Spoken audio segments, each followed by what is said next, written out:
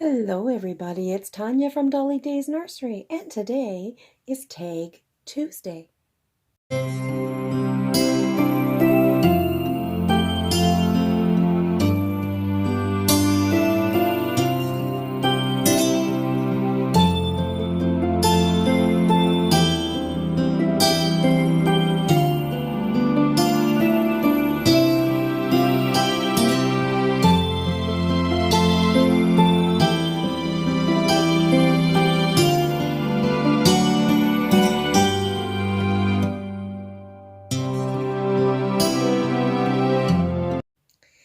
Okay, so I'm going to do the tag from the country cottage.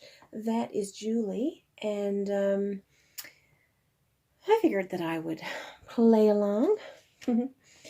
um, it's a simple get to know me tag, so if anybody would like to play along, make sure that you let me know that you've done the tag so I can find your video. And I'd love to take a look and see, learn a little about you. So anyway, there are 10 questions, and the first one is, what is your favorite cookie? Now, that is a loaded question, but I'm going to say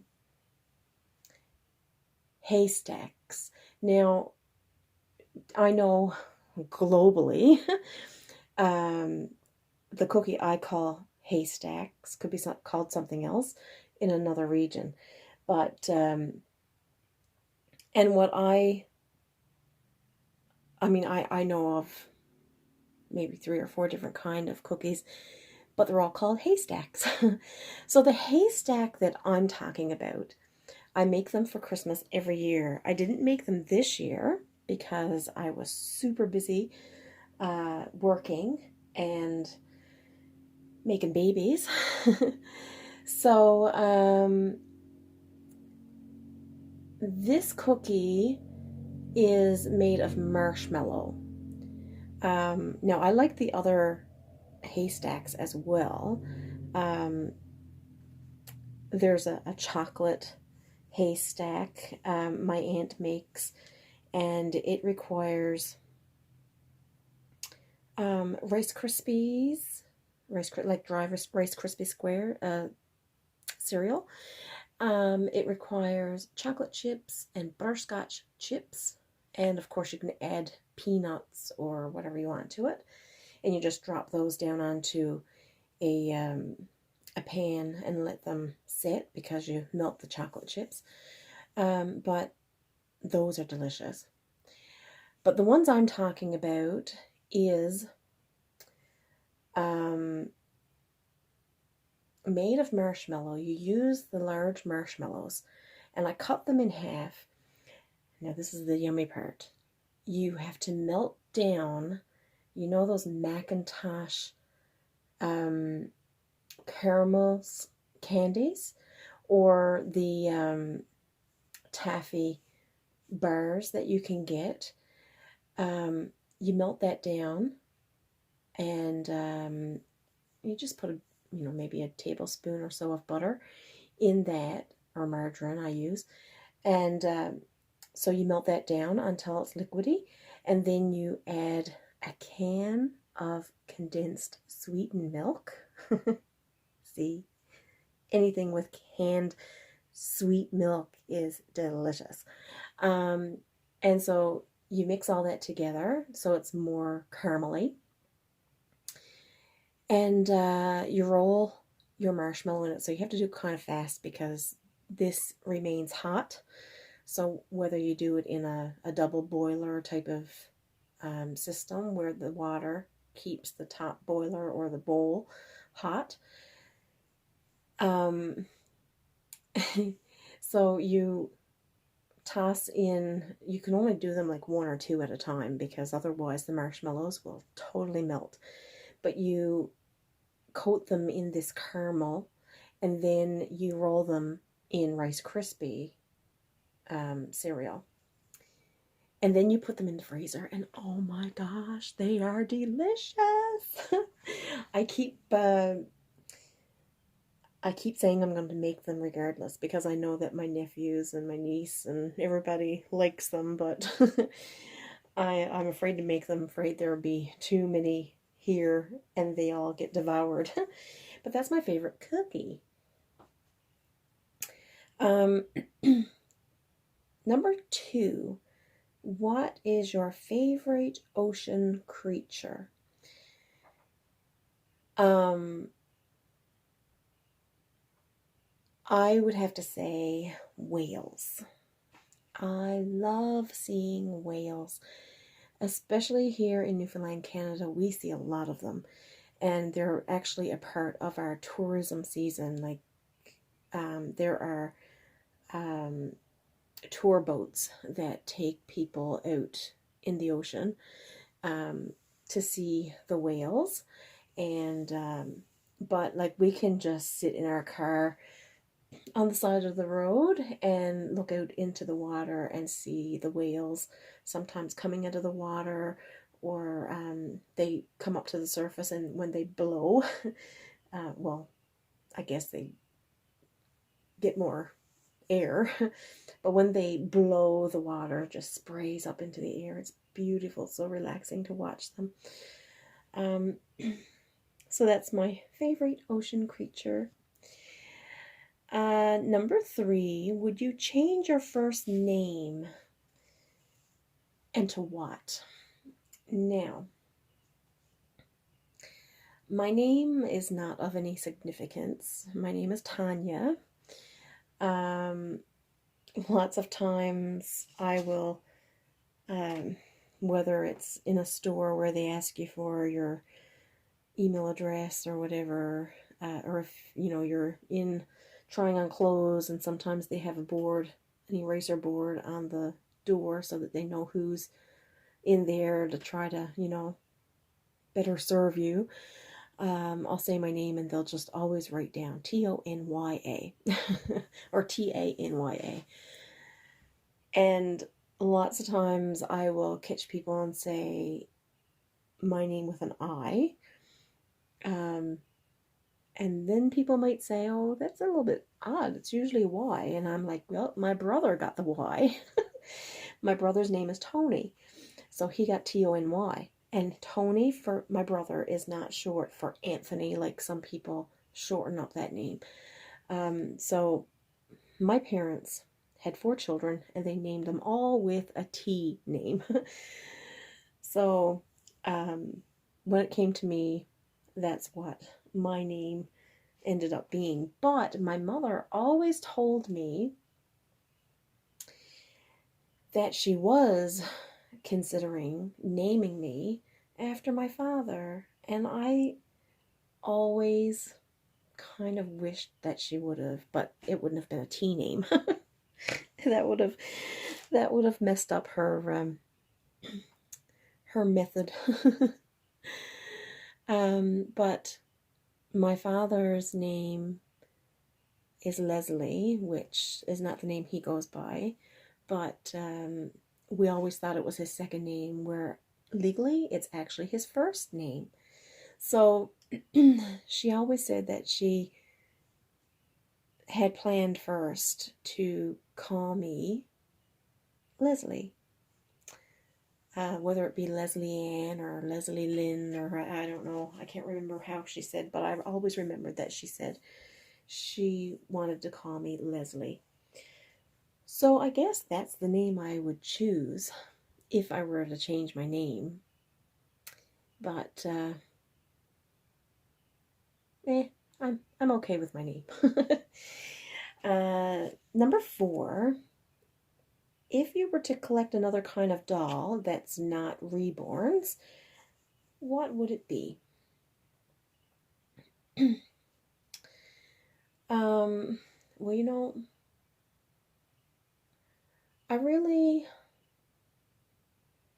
I have a collection of vintage dolls because I have all my childhood dolls.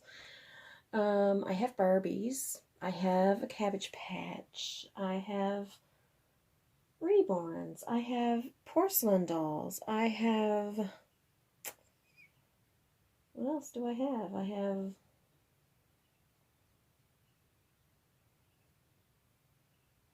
I don't know. But one doll that I am really interested in, and I think that would be the Blythe dolls. I think they're very cool. Like they're just,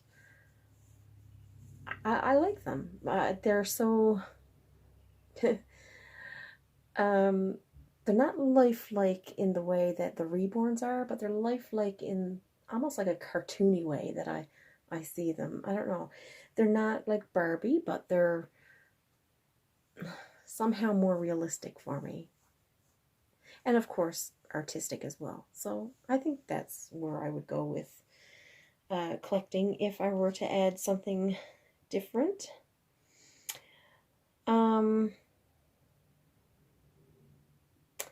Number 5, if you could eat only one food, now it doesn't have to be like a single food.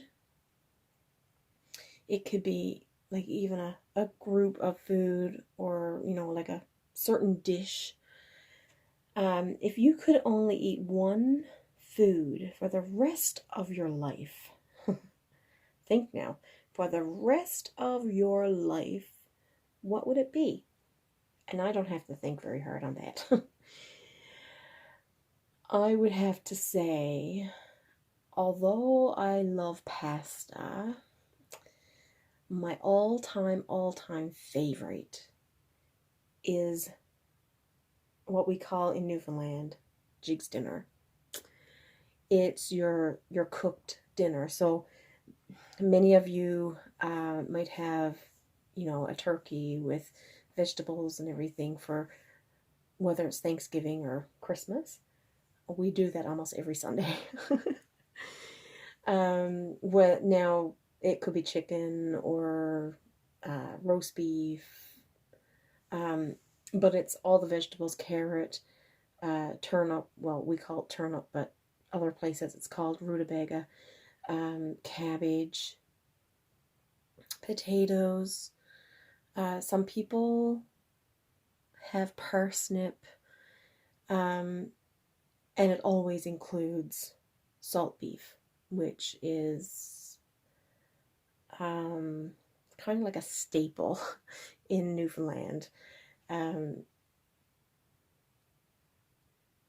which is beef, but it's in pickle, and so it's very brine, like salty. And you cook that, well, most times you have to soak it in water overnight, and then you cook it in with your vegetables in the same pot. But of course your other meat goes in the oven, and you cook it like that. And of course we always make gravy. It's not just, I know we've seen people make gravy and it's just a liquid, like it's just the drippings out of the pot from the pan from where you bake your meat. But we add water, and we make a thickening out of flour and water and thicken it up and put gravy browning in it and make it, if it's chicken or turkey, it's a lighter brown, but if it's beef, well, it's a dark brown and all that stuff. So it's yummy, yummy, yummy. So that would have to be what I would choose for if I could only choose one kind of food for the rest of my life. Yep, that would be it. That's it. Yep. And anybody who wants to visit me, I will make a Jig's dinner for them. Let me see. That was number 5. Number 6. If you could only have one doll in your current nursery collection, what one would it be? So out of the collection that you have now, what one doll would you choose to keep and to only have that one? Now, I have my Rosie here, and she's precious, and I love her. I made her to take to Rose Doll Show with me, and she is probably my all-time favorite. Well, I don't know. I can't say that. See, I like them all for different reasons. Because Jack is special to me. Ruthie is special to me because she's my very first one I ever made. Well, hands down, if I only could keep one out of my whole collection, the one that I would definitely keep is my memorial baby of my daughter, Abigail. I mean, I just wouldn't be able to part with her. So, then, number 7. I'm not sure if I heard all this question right, but anyway, there's the first favorite color and your second favorite color. So my first favorite color would be, if my husband were here, he'd say black. I would have to say purple. I tend to go towards the purples, as you can see. For the second favorite color, again, if my husband was here, he'd say black. He says I'm always in black. But my second color, I guess, probably would be black. Everything I see black, I want it. Number 8, do you have an unusual name or someone in your family, like your family name or someone within your family? Is there an unusual name? Well, my first thought on that was my maiden name. My maiden name is Engle, E-N-G-L-E. I used to get teased a lot growing up. I didn't take it to heart because of how the teasing was done, but I was always called Laura Ingalls from Little House on the Prairie. So that didn't bother me too much. But when I was thinking of unusual names, that was the first thought that came to me. But then I was like, oh no, my grandfather's name would be unusual, like for where I am and where we live. But it's a long story. My grandfather was in the army and was stationed in Newfoundland for a while, and my grandmother met him. They got married, had 2 children. He got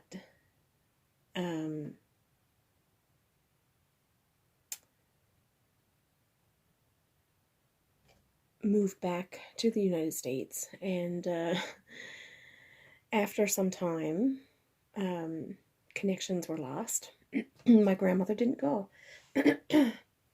My grandmother didn't go, and the 2 children didn't go. So at some point, the connection got lost, although his parents kept in contact and sending parcels to their grandchildren.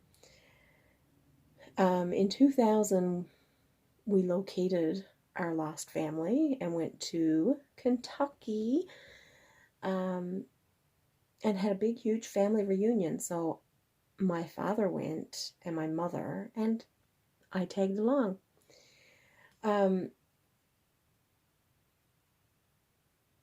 My grandfather had passed away at that point, so we were just shy of a year finding him, but his name was Farmer, and to me that was so unusual. His name was Farmer, F-A-R-M-E-R, like a farmer, you know. So that's unusual. Maybe not unusual in those parts, but for us, it was a little bit unusual. So, Um, Number 9. What is your favorite spot on earth so far? Now, I really couldn't think of a spot that was my favorite.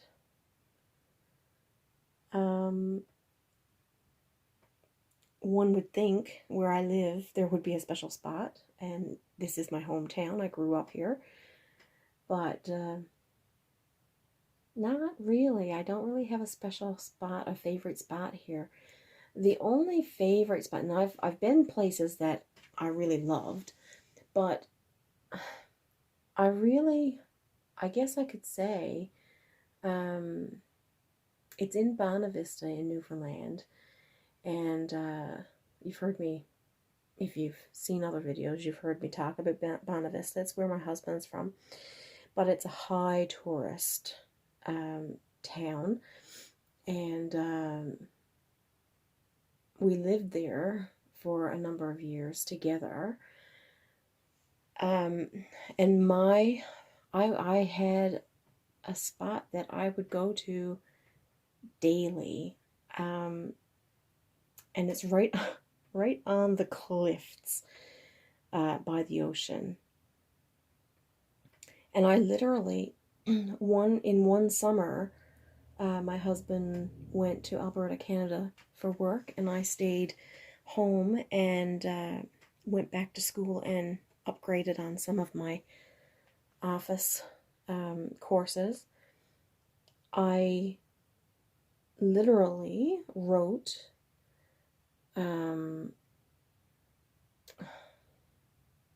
300 and some odd poems in that 4-month span, and mostly all sitting in that spot. So open to the ocean, the whales coming up out of the water, and the boats going out to sea, icebergs. It was a beautiful place, and I find every time I go back to visit, I have to go there. And it doesn't matter what the weather is like. It could be in the winter, summer, raining, whatever. It's still, no matter what kind of weather it is, it's still a beautiful, serene spot. So that would be definitely my favorite spot on earth thus far. Now, number 10 is the hardest question of them all. Sum yourself up in one word. And the one thing I always have trouble with is describing myself. Like if I went to an interview and they would say, tell me your best 3 characteristics, or whatever kind of questions, they always get me. Like, I always clam up. I guess because I just don't like talking about myself. I don't feel comfortable giving myself credit. So I'm sure there's a word for that as well. But I would kind of think precise could be a word to sum me up. I know there's other words too, practical or logical or whatever. But my husband so often says, "Oh, you have to be so precise." Because even if someone is retelling something they were told, when I tell it, I have to do it verbatim. It has to be word for word. I can't leave out a word. I can't add a word. It has to be exactly what the person said, because otherwise, to me, it's not the truth. It's not how it happened. For example, if there was a situation, I have to go step by step and tell exactly how it happened. And he will say, "Oh, you always have to be so precise." So I guess that sums me up. I'm precise. I like to explain it as it is. No ifs, ands, or buts. That type of thing. So,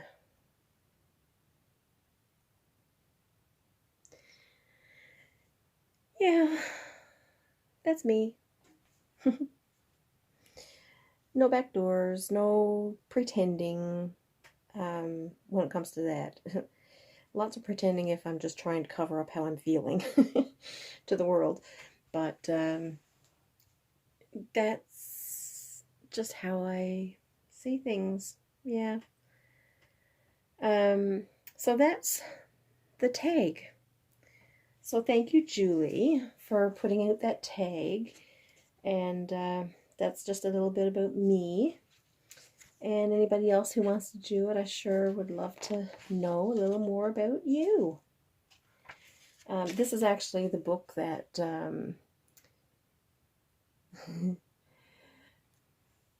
that Nana's Nursery and Reborn sent me in my parcel, and I'm using it for my tags. So I'm numbering them as I do them, and I'm marking the date on them so that I can keep track what I'm doing.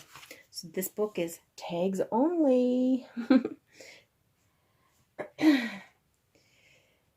So there's my girl.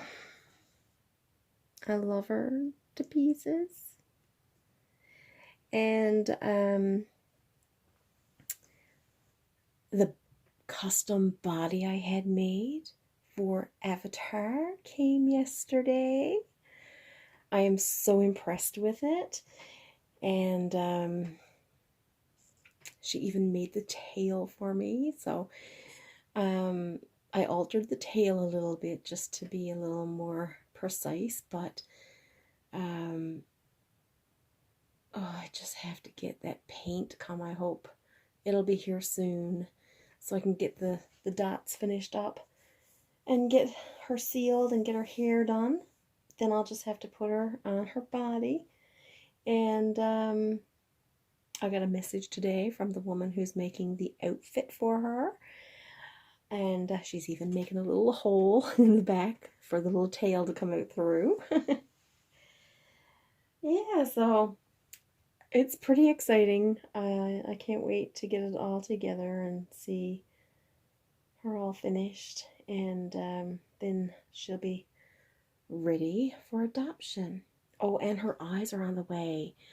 I didn't think I was going to get the eyes, but because the first set ended up not working out, and it ended up being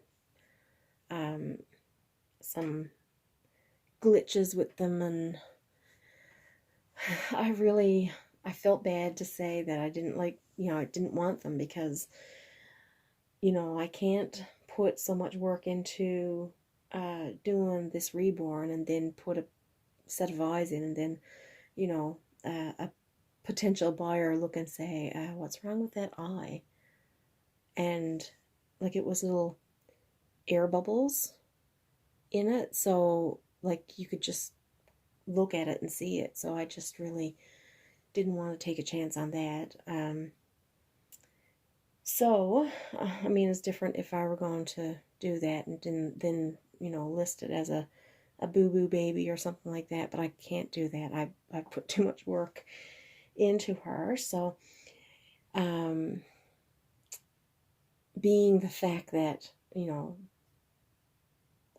with all the work and everything, and this being unexpected, I didn't expect, I thought I'd have to go somewhere else and get eyes, but I got a message, and she had a set that she could do for me and done them, and they came out great.